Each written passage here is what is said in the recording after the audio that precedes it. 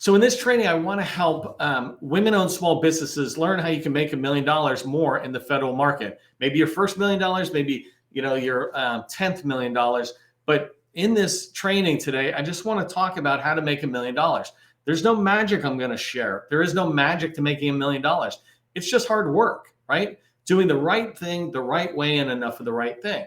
If we do that over and over again, it's going to lead to excellence, right? And so don't come in here thinking you're going to see some magic trick on being able to make $1 million. I'm just going to tell you the basic process that if you follow it will lead to the success you're looking for. And the success today is about making $1 million. There's three main areas I want to talk about in today's training. The first thing is going to be having a focused offer. If you want to make $1 million as a woman-owned small business, you need to have a focused offering. Second thing I'm going to talk about is understanding your numbers and to see where that $1 million is coming from, how that's broken down. And then the third thing is determining the tasks that are needed to make $1 million. So we're going to cover those three things in today's training. I want you to keep in mind also that remember that there are three paths to making dollars in the federal government. Let me see if I show it really quick. But you can subcontract under a small business. The second path to federal revenue is you can prime contract with a federal agency.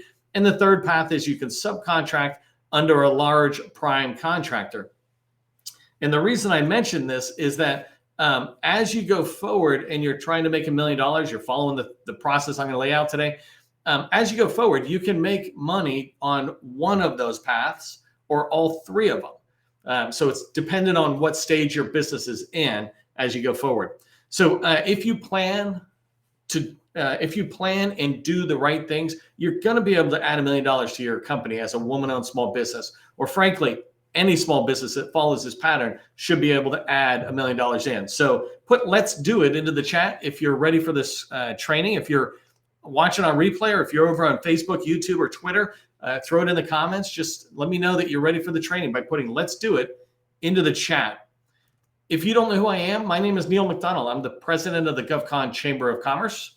Welcome to my federal sales training, where I teach tips for success in the federal market. I spent 20 years as a small business owner in the federal market. And since 2018, I've been teaching people, thousands of people like you, that government contracting is not a secret. It's just a process. When you follow a process A to Z, you're going to have repeatable, predictable results at the end. And that's what I want for you, is to have repeatable, predictable results. Today, around $1 million, making $1 million repeatedly would be nice, right? Before we get started, do me a favor. If you haven't done this, put your company name and your core competency into the chat. 2 or 3 keywords into the chat. Help buyers remember who you are. Help me remember who you are, and help others in this community today. Even like I'm looking at somebody from Facebook in there, somebody from LinkedIn, and somebody from YouTube in here. Help these people know who you are. It's really important for us to share that. If you're open to connecting on LinkedIn and beginning to build a relationship through LinkedIn, put "I'm open to connecting" or just "open to connecting" into the chat. Okay, let's go ahead and dive into these 3 topics. I get 25 minutes to go through a lot of good information. I try to make it concise, but it tends to be a fire hose as it comes firing at you. If you got any questions, feel free to reach out and say, "What'd you say here?" And I'll try to get to it later, not during the training. So the first thing that a woman-owned small business needs to pay attention to if you want to make $1 million is you have to have a focused offering.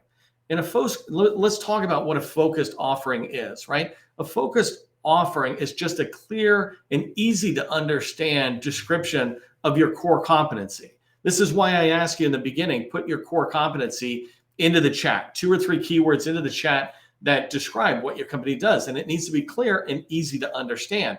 That you can use just a few words as you go forward describing what your company does. And I'm going to expand on this in a minute, but you're trying to tell people what you sell, products or services. You're trying to say, here's what we sell in a couple of words. And there's 3 levels of communicating what do you sell when you're doing this. And so I just want to tell you and give you maybe a couple of examples. The first way is what I've been saying, right? Use 2 to 3 keywords that describe what you do. This could be phrases, by the way. When I say keywords, I don't mean a word. So an example of a great one that somebody might be on here is workforce development. That is one keyword. It's 2 words, three if you break up workforce, right? But if you keep it together like it belongs, it's 2 words, but it's 1 keyword. An example might be application development. Risk management framework is a keyword, right? And so having 2 or 3 keywords, key phrases, keywords to describe what you do makes it really easy to just say those 3 off the top of your head. The second level, the next level that you have is what I call a hook. We used to call this in the old days. It's 1 sentence that describes what your company does. So basically, you might weave those 3 keywords, 2 or 3 keywords, into a single sentence that describes what your company does. And I'll come back to that in a second. And then the last one is an elevator pitch. An elevator pitch is 3 to 4 sentences, but still it is describing your focused core offering, your focused offering in 3 to 4 sentences. You might think of it as a capability narrative. If you go into DSBS, that's a field there that says, answers the question, what do you do? Some people also put it basically on their homepage or in their about. It's like, hey, here's what we do. Well, that should be basically your elevator pitch. The idea of an elevator pitch is that when you're riding up on an elevator going, 15 floors, 10, 15 floors or something, you need 3 or 4 sentences that you can get out, maybe a few more, but 3 or 4 long sentences that explain what your company does, especially as it might relate to the person you're riding the elevator with. That's the idea of an elevator pitch. Before you get on the elevator, though, you need a hook to get you invited onto the elevator. And I always feel like people don't talk about that because an elevator pitch is only good if they invite you on. You don't want to get onto an elevator and then force them to have to listen to your elevator pitch. It's better not to take the elevator ride with them if they don't like your hook. And your hook should be that 1 sentence that says, hey, we help small businesses succeed in the federal government by teaching them the processes to succeed. Something like that. It's like, no kidding, Neil, come on the elevator. Tell me what else you do, right? We can help you in this way. And so you want to think about that. And so focused offering, just keep that in mind. A focused offering needs to be clear and easy to understand. And it begins with just having 2 or 3 keywords that describe that. When you think about a focused offering and why it is important, it's really important to keep in mind the why behind all of this advice I give you or the advice you get from anybody. The why behind a focused offering, the first thing is it just makes it easy for you to communicate. The more you know your keywords, the more you can say ba-boom, ba-bing, ba-bang, right? Or whatever way that is. The second thing is it makes it easier to say the sentence. Government contracting is not a secret, it's just a process. I have landed on that line because I really like it because it really explains what I do for you. Government contracting is not a secret, it's just a process.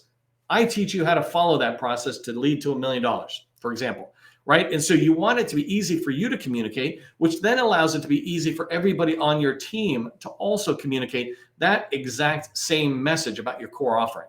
The second reason you want to keep in mind on why having a focused offering is important is because it makes it easy for others to repeat. So if I tell somebody in Department of Education when I meet them that, hey, we're a Microsoft SharePoint company focused on SharePoint migrations and SharePoint application development or something. If I'm able to say something that they can get in their mind, then it makes it easier for them to repeat.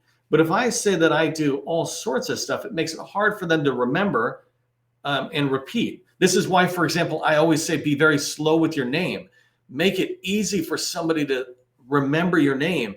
Not all of us can instantly hear a name and remember it, but if you take the time to make sure I understand your name, and don't hold it against me if it takes me a couple of seconds or times to get it, I can begin to remember your name, which makes me more comfortable talking to you. Well, it's the same thing with what you offer. If what you offer is easy to understand, I'm going to go forward and remember it, and I can repeat it to others, which leads me to my third why, which is it makes it easier for you to get in the door. If you have a clear offering, a focused offering of what you sell, it makes it so much easier for you to get into an agency door or to work with teammates because they pretty much instantly know what you sell and they can introduce you to other people, etc. I want you to consider, if this is you, consider moving from a FOMO, change your FOMO mindset, this fear of missing out that I have to say I do all these things. Instead, I want you to get rid of that FOMO idea and come down on a focused offering and think of that focused offering as a beachhead mindset, right? So change your FOMO mindset to a beachhead mindset. A beachhead mindset is you take your focused offering and you get on the beach, you get started in an agency. And then as you get in, behind you are other offerings that you might be able to offer. But the very focused tip of the spear offer that you have is what you're best at and what's easy for everybody to understand. Because once you're in the door, now you're moving forward with not just your offering, but with proven experience with that agency that you're trying to get into. So focused offerings will really make it so much easier to get into the door. Put that into the chat, focused offering. If you understand what I'm saying about the first step to making $1 million as a woman-owned small business is make sure you have a focused offering. So focused offering into the chat. The next thing I want to talk to you about on what's important to keep in mind as you drive towards $1 million as a woman-owned small business is you need to understand your numbers, right? I say $1 million, but what does that mean? My biggest video out there on YouTube is something like how to make $10 million. And I'd be willing to bet that 80% of the people who have watched it haven't made their first $100,000.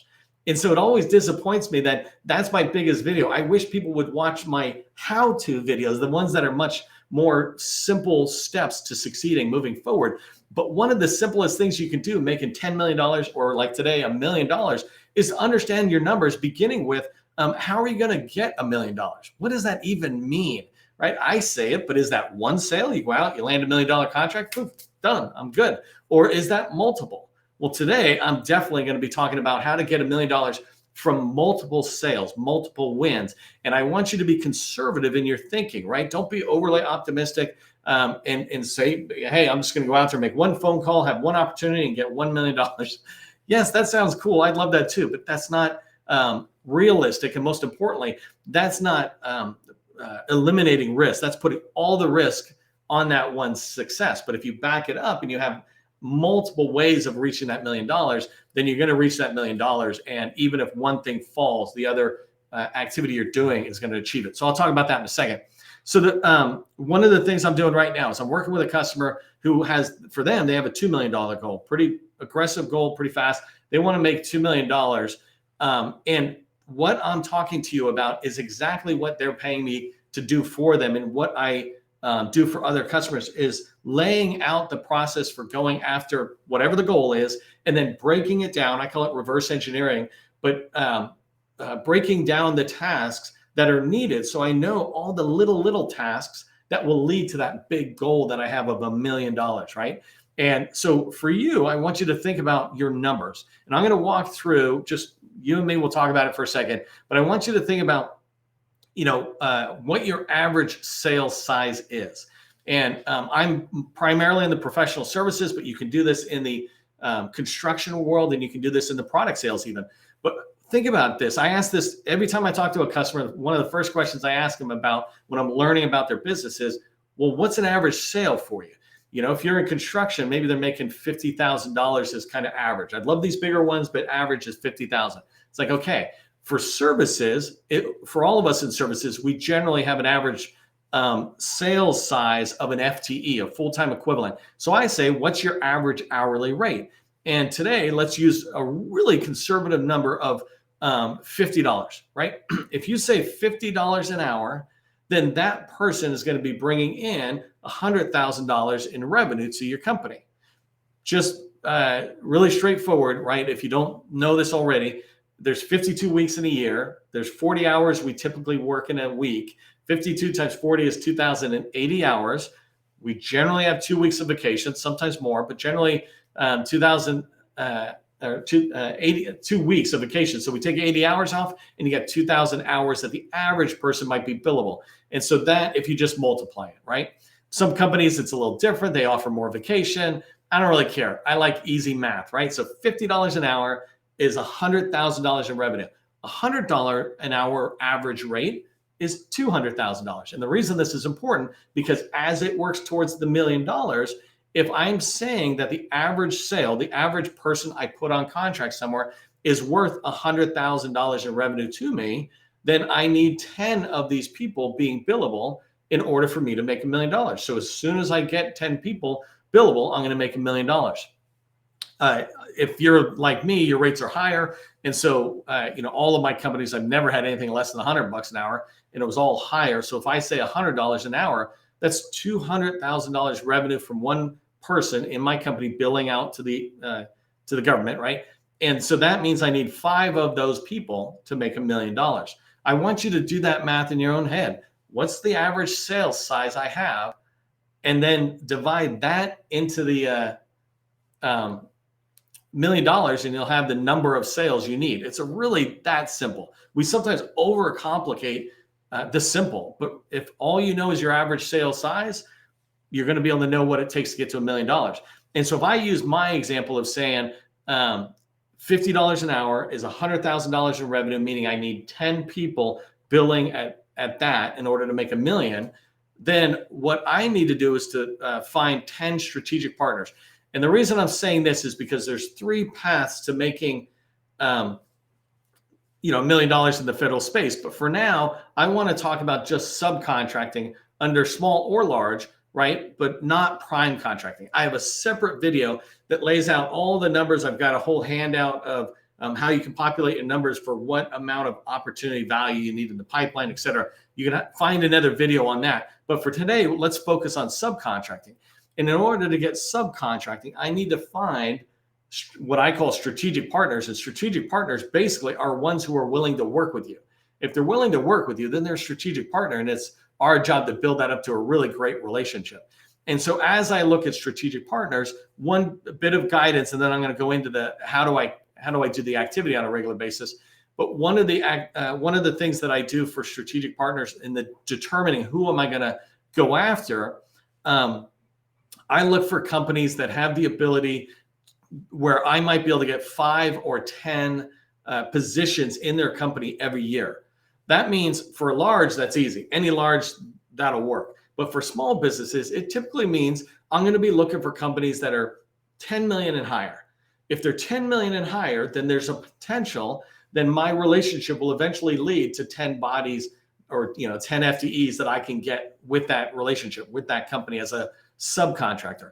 It does not mean I won't work with smaller companies. It just means in this activity, when I'm going to $1 million, I'm not going to spend a lot of time talking to companies that are making $1 million because there might not be a lot of room and they need all the revenue themselves. But when you're bigger than 10 million, you're solidly into teaming. You're solidly open to subcontracting because you can't go to 20 or 50 million without subcontracting and teaming. And so that's why I look for companies like that. You can go into all the tools that are out there to be able to find these companies. And I talk obviously a lot about this in my training, but keep that in mind as I'm going forward. I'm looking for companies that are, let's say, 10 million and higher, but most importantly, that I could see being able to get 5 or 10 positions each year, not just one time, but each year as they're growing. And as I'm working with them, I could see being able to have 5 or 10 positions in there. And again, like I said, if you're at the stage in your company that you can work with larges, then larges have the ability to do that at 50 or 100 people a year.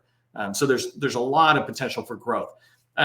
So I'm looking at 10 people and I've just determined, I'm just looking at my numbers and I'm saying, okay, I need to find 10 companies in order to find 10 people that'll be billing out at $50 an hour, my average rate. That's how I'm going to get to $1 million. And so I'm going to go into the tasks in a minute. But if you understand the value of knowing your numbers, if you're going to actually know your numbers, know your numbers in the chat. Let me know that you're going to sit there and take the time to understand those 3 basic numbers, right? What's my average sale? And how many sales do I need to reach $1 million? And then the third number is that $1 million that I'm going to go after. So that's understanding your numbers. And let me go into this third step. I just had one complete drop of water. I don't know why I had an empty glass sitting there. Okay, so the third step here is determining your tasks. I talked about having a focused offering. And then after the focused offering, you want to understand your numbers. Should take you just an hour or less, 20 minutes or less kind of thing. The third thing I want you to pay attention to is determining the tasks that are necessary. There's this great line out there that I used to love, that 90% of success is showing up, right? But we do need to plan the other 10%. And this determining your tasks, let's call this the 10%. If you just show up to your desk and pick up the phone, that's showing up. Now, what's the activity that you got to do? How much do you need to get done in order to achieve the $1 million? Because it's one thing to know your numbers and know that, hey, here's my average sale, and that's how much I need to win each time or get each time, but what activity is necessary. Going back to the right activity, the right way, and enough of the right activity. I want to talk about daily, weekly, monthly, and yearly. And I want to remind you what I said at the beginning is there's no magic in what I'm teaching you.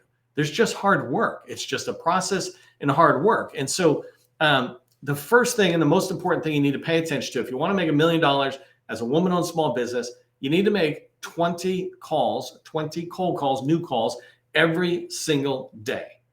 This task should take less than an hour. You're picking up the phone, you're calling somebody and saying, hey, Jane, my name's Neil McDonnell from ITRUS, and we do SharePoint services, and I wanted to find out if there was any synergy between us in the federal market. Do you have time for an introduction call? Can we schedule an introduction call? Right? That wasn't my best delivery of that. But my point is you pick up the phone and you call them, and that's what you say. I'm scheduling a call. You do 20 of those where every day you're trying to schedule an introduction call. And the idea behind this is you're going to meet the people who will begin to become your strategic partners, right? If you do a targeted approach where you're focusing on just the right people to call, then you're going to understand that these people they fit into your world. They're not construction if you're IT. They're not really small. So they're looking for a company like yours. You just got to call enough people. So giving you the numbers, just so you understand this, if you call 20 people a day, and this literally is less than 1 hour. If you call 20 people a day, then you will be calling 100 people per week. You will be calling on average 400 people per month. And in 1 year, in one 12-month span, you will have called 5,200 new people. Now, actually, I realize this as I say it, that I left the weekends in, but it doesn't matter because you don't need to call 5,200 people. At some point, as you're calling 20 people a day, you're going to get to this stage where you're finding and building the relationships with the companies that will lead you to that $1 million goal. You just need to start off with a huge effort of picking up the phone and calling. If you've heard me talk about this before during this Women-Owned Small Business Month that we're focusing on in our training, we talk about this is one of the biggest failures is that we don't just pick up the phone and call people. But if you make these calls, it'll take you less than 1 hour. So that's one task that I'm recommending you put into your activity, that you pick up the phone and call these people. And the reason you're actually setting calls at weekly, monthly base, and you're setting those numbers is because you should look and measure yourself every week, every day, every week, every month, right? You should be looking at yourself because there's no way you're going to hit your goal if you say to yourself, I need to call 20 people a day, but you get to the end of the week and you've called 30 people total. And then it gets to the next week and you've called, maybe 40 people and 10 people the next week and 100 the next week, but then you're still far less than 400 that you expected in that month. You need to be seeing your performance against plan. Basically, you're planning out 20 calls a day or 100 calls a week. You want to see how you're doing on there and make sure you're always hitting that number. It's the simplest thing that you can be doing, but sometimes it's the hardest thing for us to do. We call it quadrant 2, by the way. If you understand Stephen Covey's 7 Habits for Highly Effective People, he describes a time matrix and where we spend our time. And quadrant 2 is the time we spend the least in. And that quadrant is important tasks, but not urgent. And because they're not urgent, the urgent tasks tend to grab all our time. But we've got to block that 1 hour a day out, for example, and make those calls. And the people on your team, et cetera. So anyways, that's one task that you need to pay attention to when you're determining the task. There's 2 others I want you to pay attention to just to keep them in mind. The second one is every week you need to find 2 new opportunities that can go into your pipeline. These opportunities can be prime contracts. These opportunities can be subcontracts. It doesn't matter. You need to put the time in to be able to find those. Theoretically, this should take less than 1 hour a week. But if you're doing that, you're constantly feeding your pipeline so that you can achieve the next goal that I'm going to talk about is 4 proposals sent out a month. Again, these don't have to be prime contract proposals that you're writing, which is the big effort. These could be little teeny ones. These could be ones where you subcontract with somebody, right? I'm not talking about bidding. I'm primarily talking about proposals. And so literally you're working on them and writing them, but you need to be able to find opportunities in order to write proposals. You have to write proposals in order to win contracts. In fact, if you haven't seen this 7-step process, let me put it up here. The 7-step process is literally what I'm describing, right? You're targeting, you're finding all those people you're going to call, and then you're reaching out to them, picking up the phone and saying, hey, can we have an introduction meeting, which will lead to strategic relationships that once you have them, you'll be able to identify opportunities. Most importantly, for subcontracting, you'll be able to identify opportunities that might even be on contracts that were awarded already. They haven't filled all of the positions, et cetera. But that comes from having relationships, not just people knowing who you are and you know who they are, but trust. Relationships imply trust, right? And then from those opportunities, you'll be able to write proposals and be on proposals and lead to sales. The process is not magic. I designed that 7-step process on purpose because it is so simple to follow. And it's the same thing for us here. When we think about determining your tasks, the 3 tasks I want you to remember that are all part of that 7-step process are daily making 20 calls, weekly finding 2 new opportunities to add to your pipeline, and monthly writing 4 proposals, being part of 4 proposals going out the door. If you do that, it would be impossible for you not to make $1 million, let alone your additional goals. Because along the way, if you're not getting the traction, then you'll seek a little bit of advice on how to tweak your phone call, how to tweak your proposal, how to identify better opportunities. But as long as you keep showing up and doing those 3 main tasks, they will lead to the sales you're looking for. In particular, for a woman-owned small business, they will lead to that $1 million that I'm talking about today. So just a reminder, the best answers are the simplest answers. And that's why I talk and teach the way I do. If you want to make $1 million as a woman-owned small business, then have focused offerings, right? Understand your numbers and what it takes to reach the goal that you have set for yourself. And then the last one is determine and follow the tasks that are needed to reach that $1 million goal, as an example. Hey, I wanted to say thank you to the GovCon Chamber of Commerce sustaining members. We don't take any federal dollars and we don't take any large prime sponsorships. Sustaining members like you make this training possible for all small businesses out there. And so if you're not a sustaining member, please consider becoming one. And remember, government contracting, it is not a secret. It's just a process. I'll see you in the next training.